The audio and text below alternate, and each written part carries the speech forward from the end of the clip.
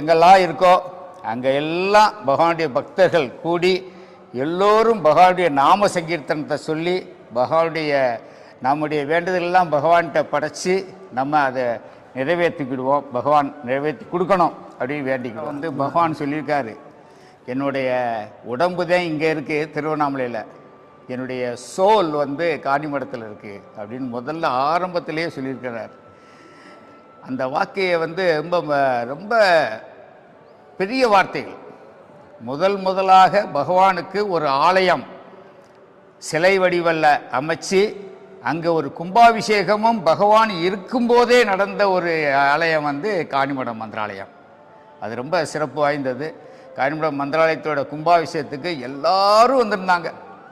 பகவான் ஒருத்தர் அவருடைய ஸ்தூல உடம்போட வல்லே ஒழிய, ஆனால் அவர் எல்லாரும் நீங்கள் போங்க, த பெக்கர் வில் பி தேர் அப்படின்ட்டார்.